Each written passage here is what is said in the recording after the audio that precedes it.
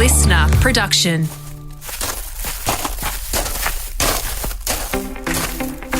Welcome to Take a Hike Podcast, a podcast that's going to be taking you through North Queensland's best parks and trails. Guiding us through the podcast today from the Townsville Bushwalking Club is Cherry Judge, Lewin Warnicky, and I'm Blair Woodcock.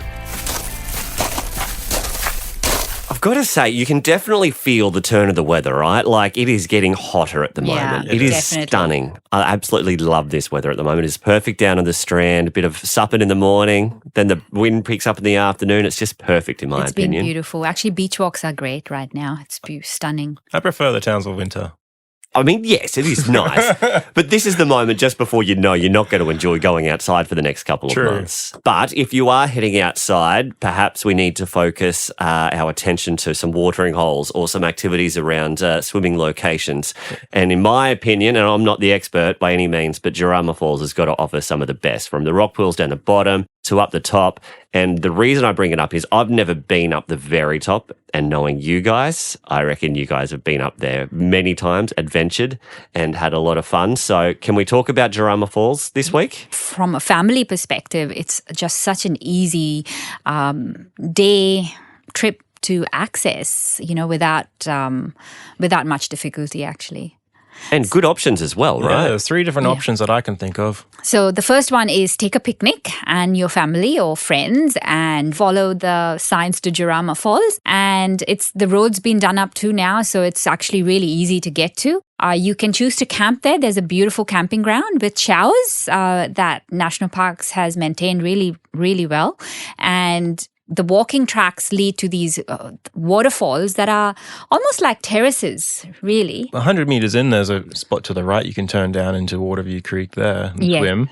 And then you continue on, you cross the timber bridge, and then you go up into the terraces area. Then you can pretty much, most people go there and they spend the day there on a rock because there are heaps of little mini pools. So almost... Yeah, you can have your own private swimming hole. Yeah, you can have your little private, depending on how high up on those terraces you want to go. It's really lovely. Some pretty ones upstream from that area there. Definitely. And there's also the walking track that goes to a lookout. And that's, that's not a hard walk to do at all. It's barely not even 500 meters, I don't think. It's stunning. While you're there, you may as well just do that. Yes. And it's all got plastic sheeting on the ground, so easy to walk on.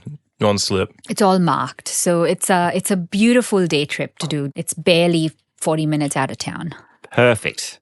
But there's always an extra challenging part with you guys. Oh, yeah. Yeah, I love it. Second step, if you that's too easy for you, then from the lookout, scramble up off track, pretty well worn in these days, but you follow up the spur and you contour around the, you get to the campsite cliff edge as well. Yes. It provides views. It's like the cliff edge where Jourama Falls just drops down. That's about halfway to the top, and then you contour around into the creek, back down into the valley, and that's the very top with the granite slab and a beautiful, stunning waterfall there. Yes, and that itself would be a good, hard, probably 40 to 45 minute slog up. It's steep. It's very steep, pretty much vertical. So you need to have your wits about you a little bit. The ground's quite friable, dry dirt. So there's a lot of slipping, good shoes, good grippy shoes.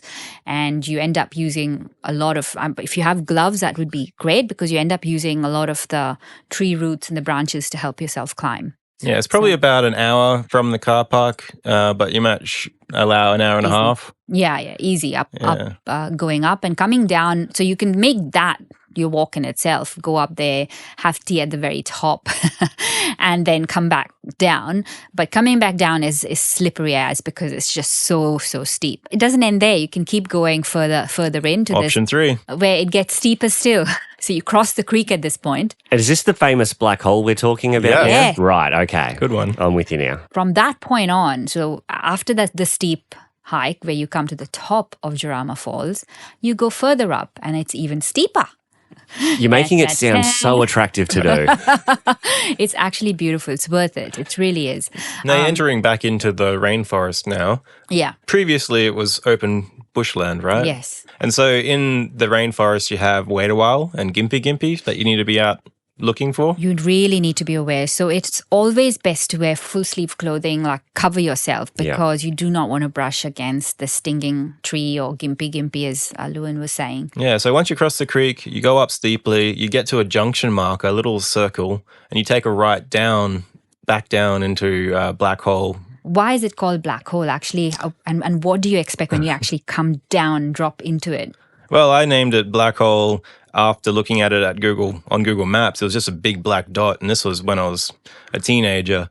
And I looked at it, I'm like, I need to go there, and made it there. Yeah, hang on. So you named it? Yeah, wow, long time ago. There we go. I wasn't the first person to go there, obviously, but yeah, it was still but your name stuck. The name stuck. Yeah, that's pretty cool. That is pretty cool, isn't it? Yeah, and it's probably about 25 meters deep there. You can see a big fracture in the rock from aerial imagery, as well as when you're there in person, and you can just see how deep it goes, and it's just black.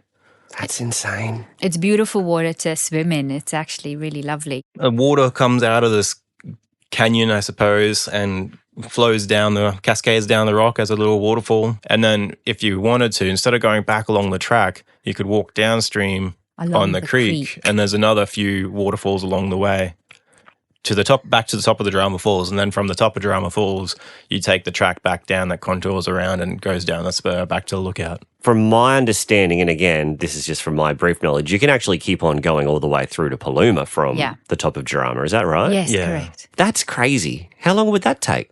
A whole day. What? Is that all? I mean, 4 hours. No, I think 10. Not Lewin pace. No, 10. Just normal, right? 4 to 10 hours. There we go. It's a good range. so defined. Right. 10. I'd say 10. So it is only a full day. Yeah. Yeah, and that gets you to Paluma Dam. Yeah. Now you can take the track all the way to Paluma Village if you wanted. And even then, there's, there are more falls along that track. There's Hermit Creek Falls. But yes, technically you can actually take that road straight up and, get to Paluma Dam. There's been a lot of photos and a lot of interest in the Black Hole at the moment on Facebook, through different Facebook groups of hiking groups and so forth. I know you guys are big supporters of the Leave No Trace, but I guess it's really imperative to note that if you are going on, particularly somewhere that's well visited like Jourama, the Leave No Trace elements the principles really come into play right now. One of the problems we have is people creating new tracks on the trail. As it is, the trail is unmarked. So it's really important to stick to the one trail.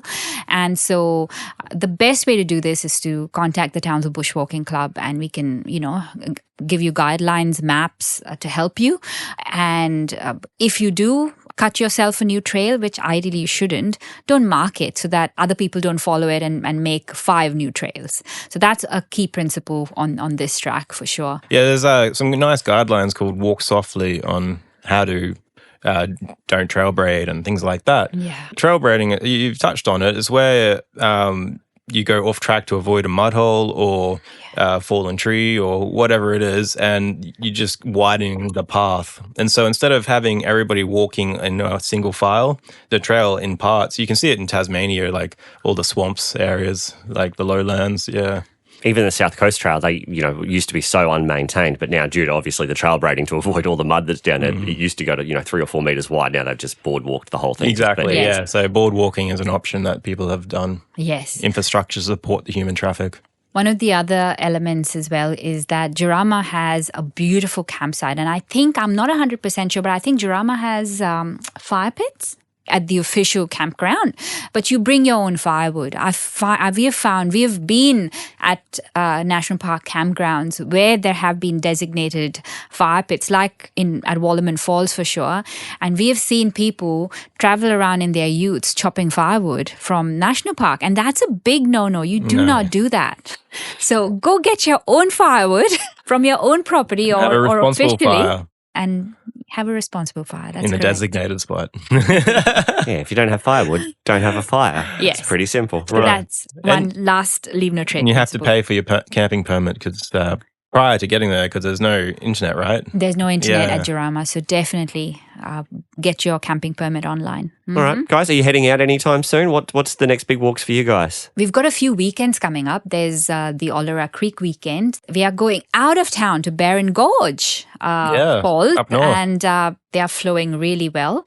There's another weekend The coming up. Cascades. And we actually got permission from Tarawale Sanctuary people to actually explore some of the hidden gorges. That's going to be great. That's stunning. Always Yeah. love going to that property. I know, and it's owned by the Australian Wildlife Council, and it is just it's an honor to be able to go there and explore.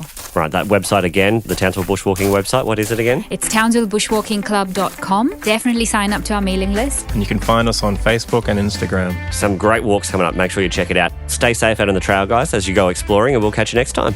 Happy hiking. Happy hiking!